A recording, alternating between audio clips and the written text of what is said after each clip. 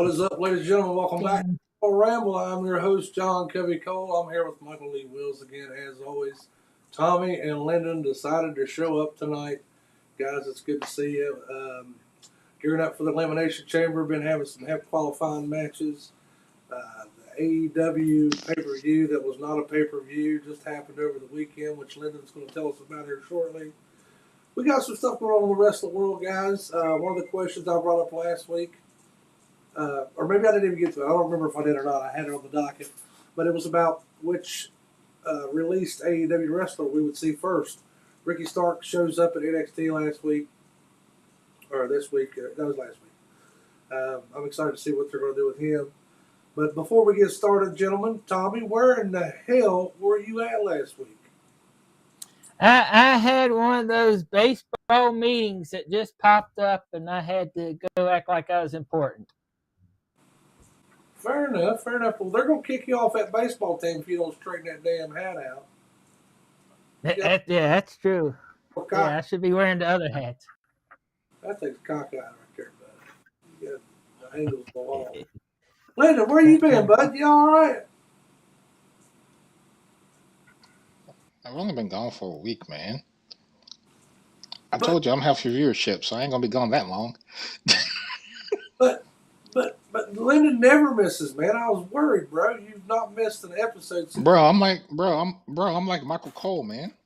I don't miss that much, but I always show up. Look, you ain't been here no 25 years, okay? You are not Michael Cole.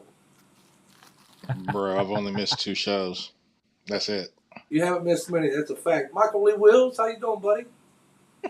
I'm all right. How about yourself, John? Well, I'd be doing a lot better if you'd stop putting that head down and showing that shadow on top of your head. That's why me and Tommy got hats on, so you ain't got to look at all that. That's exactly right. Never mind. I ain't saying it. Guys, we got a lot to get to tonight. On the docket, we're going to talk about later. We're going to talk about our most memorable Elimination Chamber moment. Ramblers in the chat. You guys chime in. We'd love to hear what you guys have to say. But first and foremost, for those of you guys new to the show watching tonight, my cohorts here understand the rule. Every week, they each get a ramble, is what we call it. They throw up the X, and that means everybody else has to shut up, and they have a minute to talk about whatever they want to talk about. Whether if they want to talk about Lair laundry detergent, or if they want to talk about NXT, AEW, WCW, whatever it is, all I got to do is throw their X up, and they have a ramble that they can use every episode to get their stuff in, so to speak. That being said, let's go ahead and start the show, guys. We're going to bounce around the panel like we typically do, and we're going to talk about some of the events that's happened in wrestling this week. So we're going to start with Lyndon. You know, I mentioned the AEW just had a pay-per-view that was not a pay-per-view. That being said, the floor is yours, my friend. All right, so I'm just coming to you from, this past weekend. As you all know, they had Grand Slam in Australia, down under. Few matches I only paid attention to was the Toni Storm Mariah May match. Timeless Toni Storm, of course, becoming the first 4-time women's champion in AEW. Another big highlight of that night was Kenny Omega, Will Ospreay versus Takeshita and Kyle Fletcher. And so after those matches, they ended up announcing they're doing separate matches for the upcoming AEW Revolution. So it will be Kenny Omega versus Takeshita for the Intercontinental Championship or International Championship. And then it's going to be Will Ospreay versus Kyle Fletcher in a steel cage match. Everything other than that, all the rest of the matches, they were so I might talk about it more later, but we'll see. I'm familiar because I've seen the guy work a little bit, but how lame is the name Kyle Fletcher? Is it just me, or is it pretty lame? I mean, that's kind of been his shtick for a good minute. Hey. Oh, I shouldn't say lame. I should say mid, because I felt like his name's very mid. Lyndon, you hit some great points there. It was an okay show. I know there was a lot of a lot of pissed off people out there because a lot of people thought leading up to the event that it was going to be a pay-per-view, and it was not. It was a glorified house show is pretty much all it was. Their first time in Australia. It should have been a Probably. Stacked card. I saw where it was the third highest gate AEW has had since their inception. Good on you, boys. But I'd say a lot of that was people snatching up tickets, like, oh man, we gonna be on pay-per-view, baby. Let's go. So whatever. definitely. AEW still sucks. I keep trying and trying and trying. Tony Khan coming out and dancing with Daniel Garcia. I think it was Daniel Garcia. I can't remember the guy's name. Is it Daniel Garcia, Lyndon? Help me out here. Yeah, it's Daniel Garcia. Yeah. That's a cute little thing. And then on top of that, I forgot to mention Tony Khan did get booed by the Australian people. So. He did. He in fact did. Normally, if I was keeping score tonight, Lyndon, you would have just lost the point because you had your minute. You can't be throwing out other stuff after the minute. Now, if I ask you a question, that's different. That means you can run with it. But I didn't ask you no question. I just asked you if his name was Daniel Garcia. Yeah, it's okay. Man, I missed you. I don't do this. I didn't have nobody to pick on. It was just me and Mike last week. I couldn't pick on him because he beat me up. It was just me and him. Didn't have no help. I know. But I'm back this week, so that's all. Welcome back to the shit show, Lyndon. Welcome back. We're going to go ahead and go with Mike now. Mike, you are going to be giving us.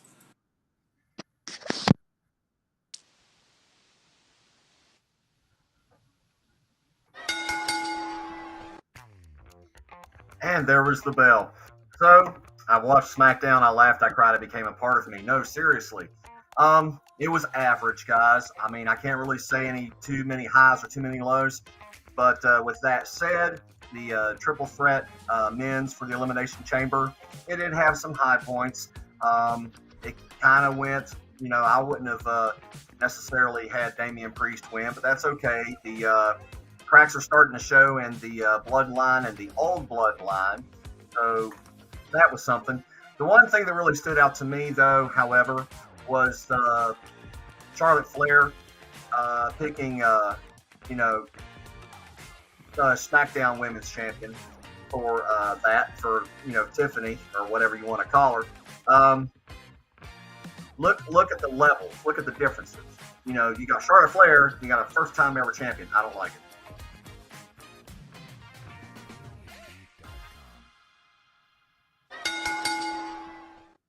Okay, I got to come in tight for this one, Mike. You made some good points, and I was starting to think that you were not going to mention Charlotte Flair coming and choosing Tiffany Stratton. I don't know what you want there, buddy. She had to pick somebody, and if you're going to make Tiffany Stratton, why not have her face Charlotte? Win or lose, she's going to get the rub regardless. And you mentioned that it was kind of a mediocre episode. I disagree. Solo returns. I love you, Jacob. Obviously, the bloodline is not going to be involved in the Elimination Chamber. I look for Jacob versus Solo eventually. I don't know how quick they're going to hot shot that. We may get that at WrestleMania. I don't know. Tiffany Stratton, Charlotte. Okay, and Damian Priest, I'm with you. It's kind of mid.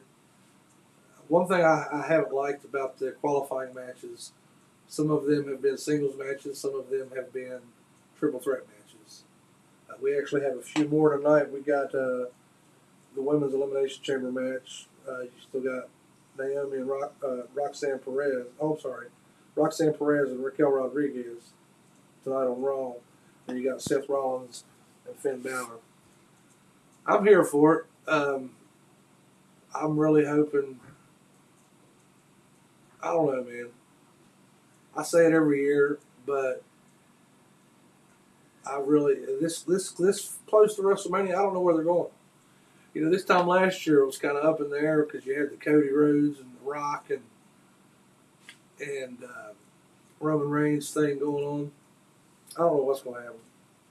But as a seasoned wrestling fan, I love it. I've mentioned it here on the show before. I want to be worked. Work me. Make me confused. I love it. I'm here for it. Absolutely. All right. That being said, Mike, well done, my friend. Well done. You've come a long way with your recap. That first week we started doing this, Ramblers. If you guys hadn't watched it, you need to go look it up in the archives. Mike was like he was reading a what kind of side effects a certain medicine might give you, or the end of a radio ad on.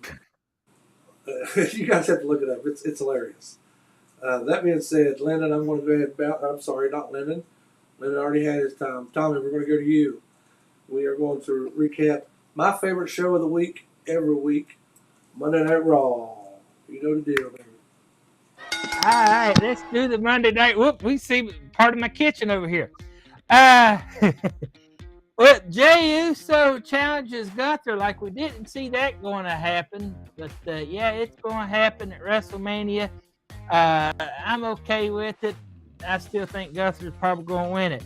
Damage Control and versus Liv Morgan and Rachel Rodriguez. What a match that was. Liv got a little bit of blood on her, but hey, it's part of the business. It was great. It was great. AJ returned. I was glad to see him back after the injury. That was wonderful. Bayley in the Elimination Chamber. Okay, I don't know if she'd win it, but that'd be great. Logan Paul beats Rey Mysterio. That should make that Elimination Chamber interesting because you're going to need a good heel in that match, and Logan Paul is the man.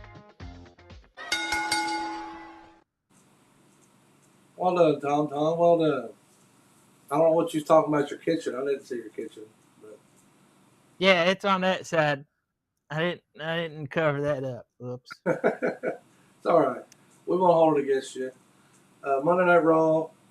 You know, there's a lot of fun stuff going on.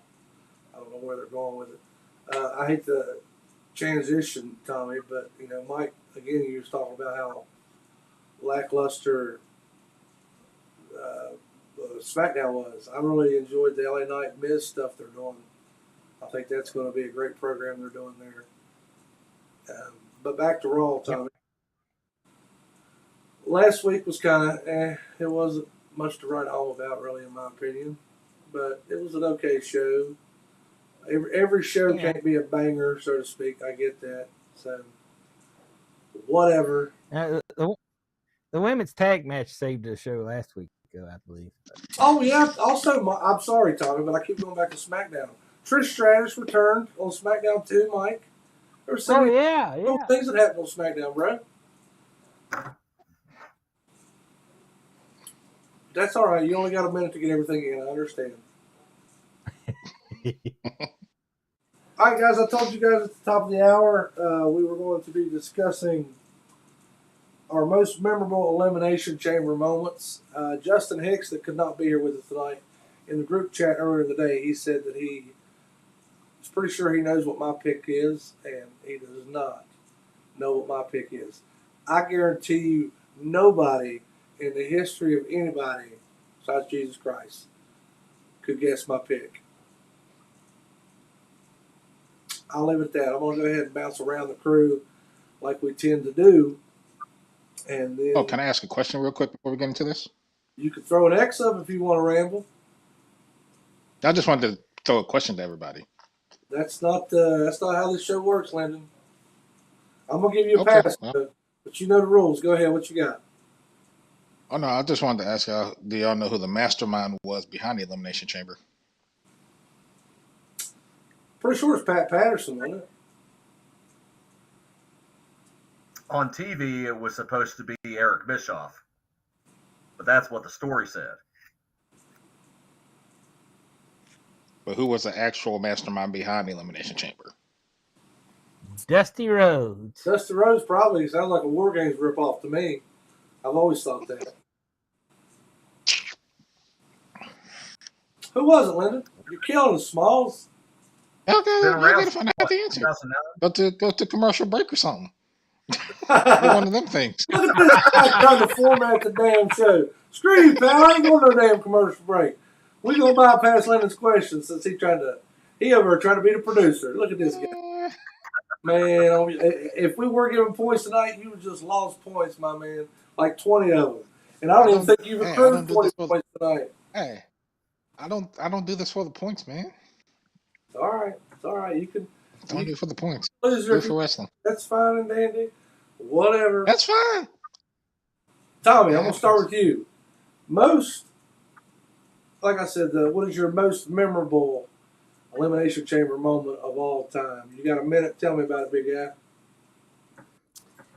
The most memorable to me has to be from the Elimination Chamber in 2010, as the Undertaker was running out, coming out to go to the ring, and then actually was running because he caught on fire and got in the Elimination Chamber, and somehow, as injured as he was, went through the whole Elimination Chamber just to get beat by Chris Jericho. But hey, Undertaker proved his legendary status as a Hall of Famer in that match to me, sitting there boiling up, cooking like a rotisserie chicken, and yeah.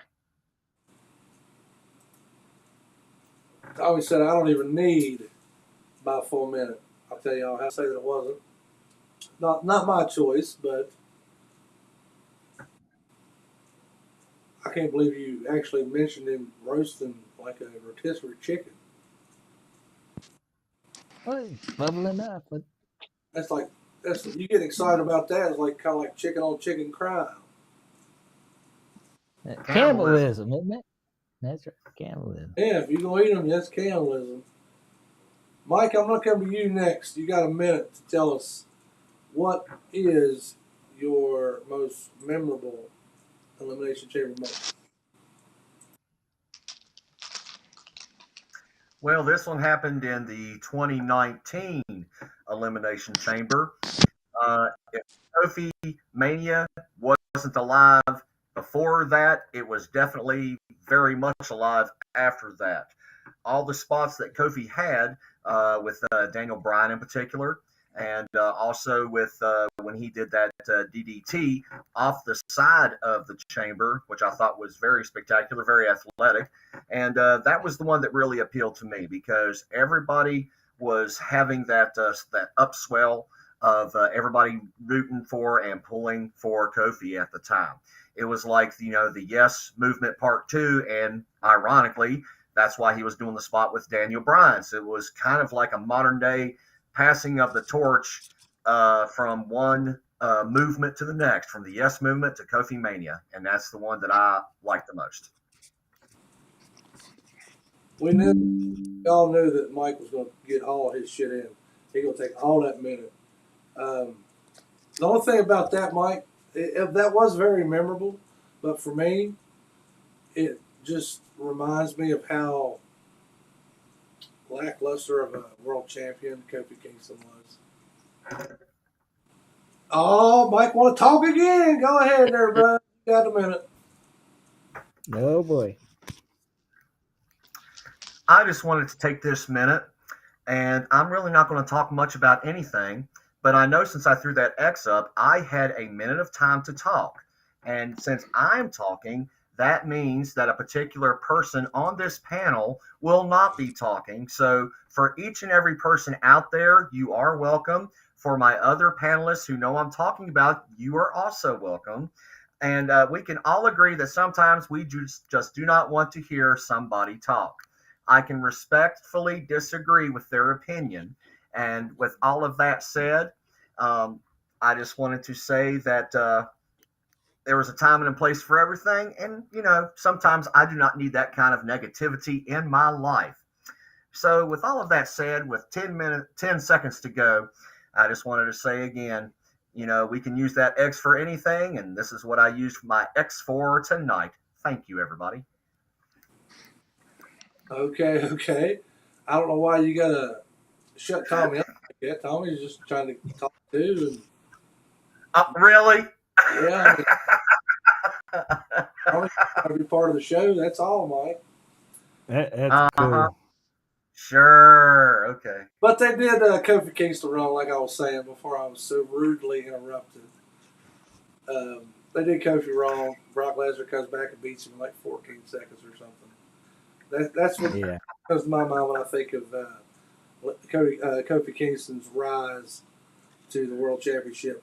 All right, Landon, we're going to go to you. Before I even start your timer, I'm gonna ask you again. Who was responsible for the Elimination Chamber? I'll let you know at the end of the night. Let's get into this because you might like my answer though. You might like my answer, John, because it's calling this memorable moment. So now, correct me if I'm wrong. I'm going back all the way to 2002, or I think this was 2002 when Elimination Chamber was first introduced. Before they brought all the paddings and stuff down. The reason why, because this was the Elimination Chamber where Shawn Michaels won the World Heavyweight Championship. And this this one always sticks out to me because that was kind of like you saw what those wrestlers put their bodies through for the first incarnation of this Elimination Chamber. Because remember, they didn't have no paddings. That was their bodies hitting chains, everything. They felt everything. But to me, it was memorable because that was the last championship that Shawn Michaels won. And of course, I think he had to kick his best friend in the face to win it. So that was always a plus too. So, yeah. Hey, correct me if I'm wrong, Lyndon, but isn't that the same time Sean was wearing them awful brown? The brown colored gear. Yep. Oh, that was terrible. But that's the one he won that World Heavyweight Championship in. It was terrible. That was with the cowboy boots too. Yeah, there was a terrible get up. Let's be real. Real quick, guys, before I tell you guys my most memorable moment, which is none of those. Jeff Baker's in the chat. He says Roscoe Rooster is running a racket on egg prices, and he's not okay with it. And Cody Green, how am I doing that? Cody Green is mentioning your little ramble X there, Mike. He says the human rain delay tactic. He's not Scott Hall from Kingsport. There's a guy Kingsport named Scott Hall. Cody would call the human rain delay. I'm not even going to give myself a full minute because I don't need a full minute. For me, my most memorable. You guys might want to get this on a soundbite here because usually I do not praise women's wrestling. It's known here on the show. I'm not a big fan of it. But the most memorable moment for me was when Shayna Baszler, I think it was 2020, when she come in and just beat the hell out of everybody. Only thing I hated about that was it went to nowhere. They could have totally built her to be such a massive heel at that moment. And that was like the second opportunity they had to do that.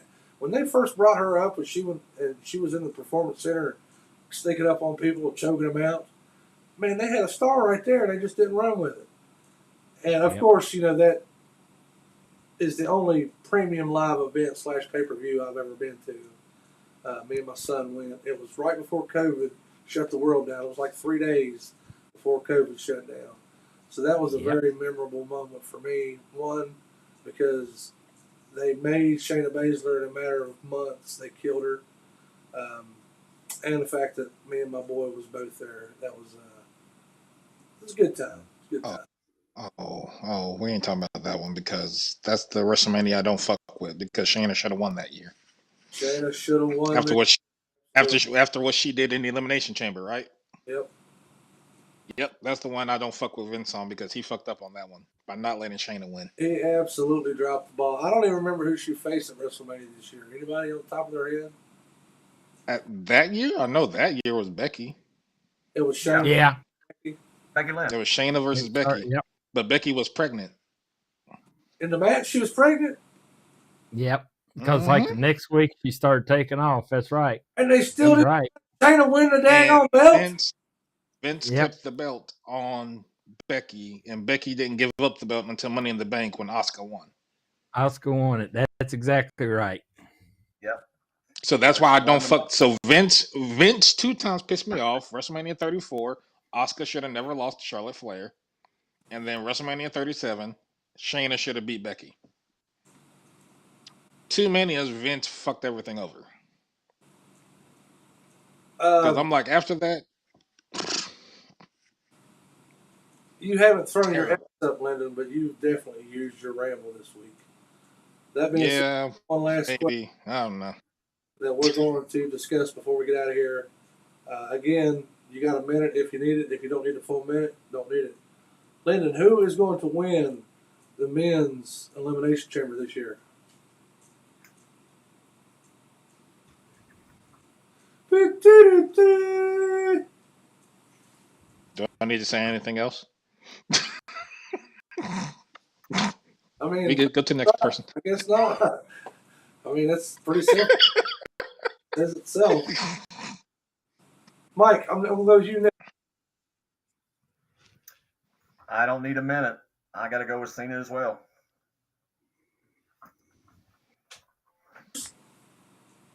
Tommy, don't let me down, big guy. Who's winning the elimination chamber this year? I'm agreeing with my cohorts. It's going to be Cena. You guys Did we not hear? are freaking ridiculous. All Did you three not of hear you, what he said? okay? Oh, You tell me that you would rather have Cena and Cody as opposed to Punk and Cody or Rollins and Cody? Punk's going to Did be you not busy hear what with John the other Cena said Shield in his- guys. What about Rollins? What are you going to do with Rollins, Tommy?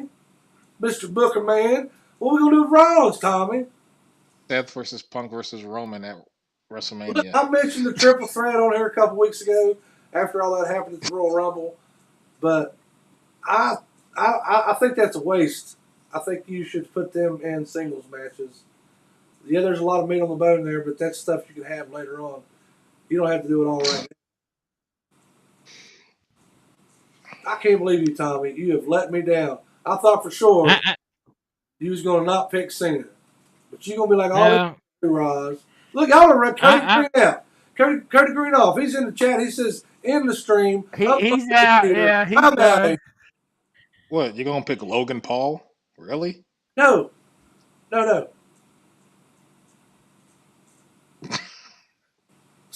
You're not picking Logan Paul? I'm not picking Logan Paul. If I was booking, it would be. I'm busting y'all's balls, and I don't even know who I would pick. There's so many great options there. Logan Paul would not be the guy. He's a boy, a bunch among men. CM Punk would be great, but he's tied up with the whole Roman Reigns and Seth drama. There's a good chance Seth Rollins loses tonight, if we're being honest. If he loses, Finn Balor goes into the chamber instead. And then Finn Balor screws over Damian Priest. And then the only one that you have in the chamber that is intertwined in that love triangle, if you will, is CM Punk. And that's when you have either or, maybe both, Roman Reigns or Seth Rollins cost Punk the match at the Elimination Chamber to set up that triple threat. I don't know. I'm here for it. It's WrestleMania season. I'm excited. I agree. Anybody but John Cena. Bro, what? I want John Cena to keep losing for like 6-8 months. Do I want him to get number 17? Absolutely. But not right now. I want him to keep losing. And Get up out of here. He's got to go out on his back. He does. He's going to win it, go for the belt, and go out on his back. And get the belt, lose it, do what you got to do, do business. Don't pull Bret Hart. Don't pull Medusa. Don't pull Jeff Jarrett. Well, never mind. Jeff Jarrett just held him up for money. Anyway, Tommy Thompson, you got any final thoughts before we get out of here, buddy? I'm just happy to be here. And we'll see you guys next week. Simple and sweet. I like it, Tommy.